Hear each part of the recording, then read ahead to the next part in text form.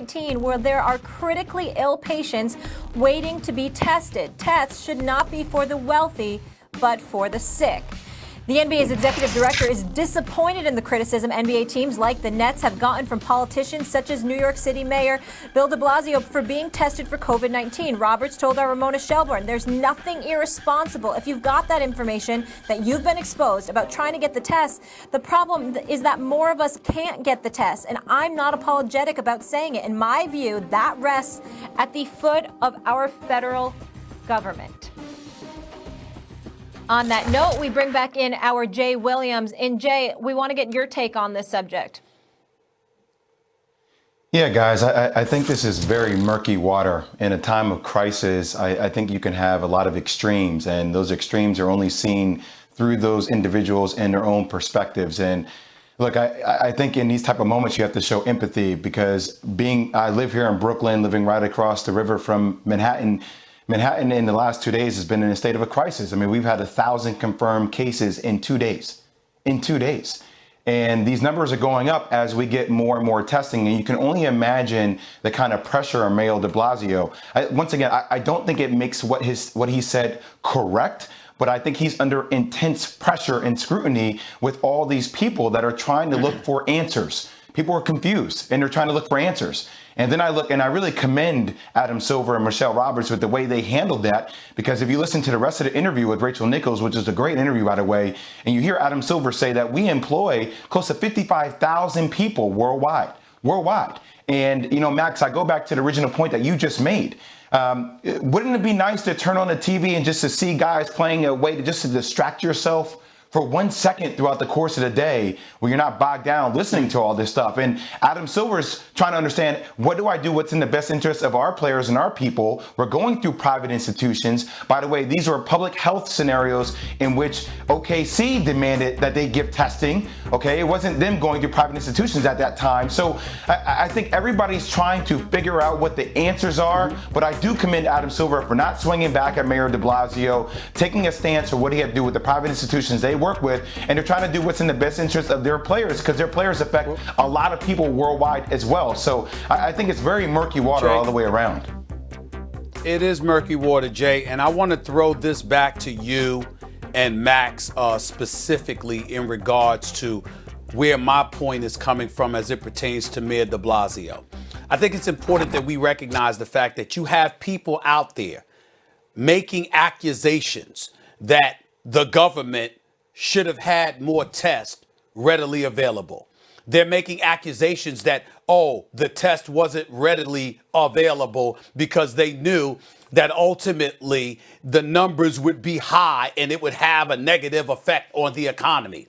You have a reporter just a couple of days ago that got shut down because she was addressing the president, asking the question about the watch group that was instituted years ago under the Obama administration, and ultimately he let go of that watch group, which, by the way, supposedly caught the Ebola and the swine and the bird flu before that proliferated or whatever. I don't know the answer to those questions. I don't know what specific questions should have been asked, guys, as it pertains to that. But notice I'm bringing that up because that's all questions relevant to elected officials. So when a mayor in the media capital of the world, the largest city in the United States, when the mayor chooses to point the finger at an NBA team or the NBA brand as opposed to looking at himself or upwards within the federal government, meaning their stratosphere, that's where it becomes problematic. We can use the word murky, Jay Williams, to elevate your point, and I get that. My whole point is you can point the finger at an NBA team or the NBA brand, with all the stuff that's going on state, local, and federal levels. You literally have the temerity, the unmitigated gall to sit up there and go on Twitter to point to the NBA. I think that's egregious because that's evading real issue. Because the real resolution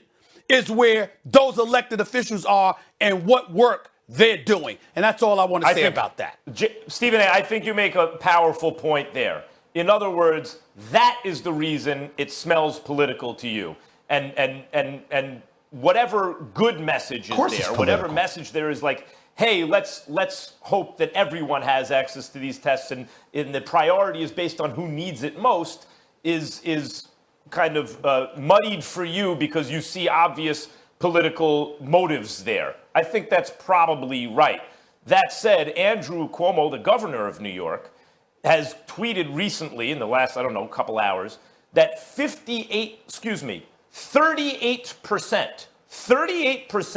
of hospitalizations for the coronavirus occurred between the age of 20 and 50. So these young people on spring break in Florida now think, oh, it's fine. It's no, you get hospitalized. 38% of the cases are 20 to 50, relatively young people. And in terms of what you said about government response, Stephen A., instead of pointing toward the commissioner of a league who's trying to do what's best for the people, about whom he's responsible or for whom he's responsible, the first coronavirus case arrived in the United States and South Korea, I believe on the same date, January 19th. Look at the difference in responses. Look at how far behind we are. South Korea, we're the United States of America. So you're right. If people are playing the blame game, even politically, rather than looking at an organization like the NBA, who I think has handled this very responsibly, and Adam Silver and Michelle Roberts on the same page there, look at the highest levels of our federal government.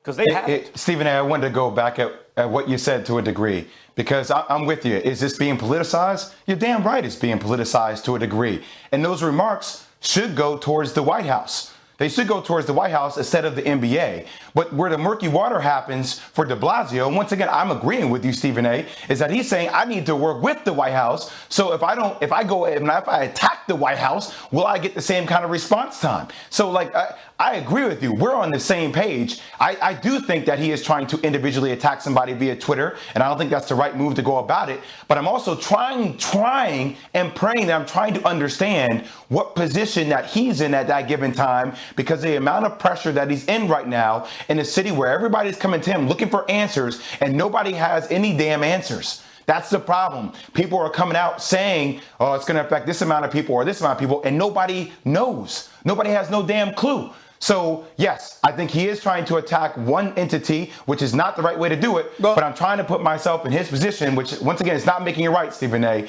But who the hell knows what the hell he's trying to do here? Nobody knows.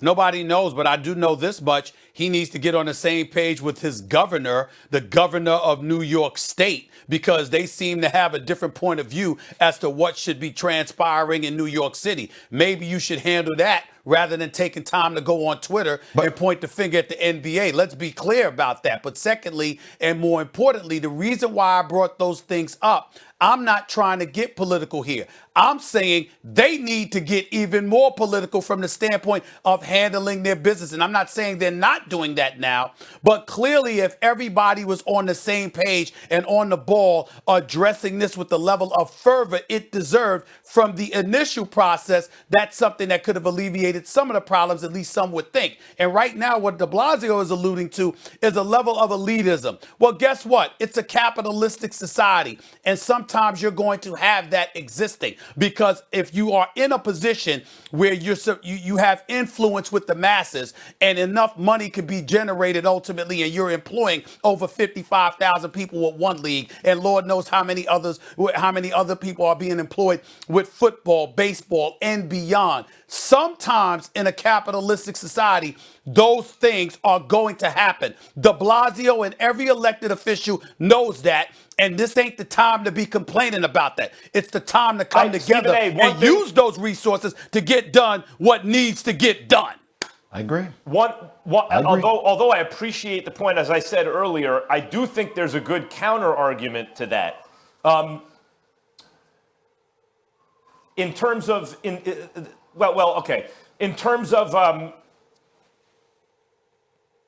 I'm sorry, we can move on. Okay. I'm just going to say this here. And clearly, I'm not going to get involved in politics. That's all above my pay grade. But as we all have the luxury to work from home, if other people do, we encourage them to stay home, practice social distancing like we are as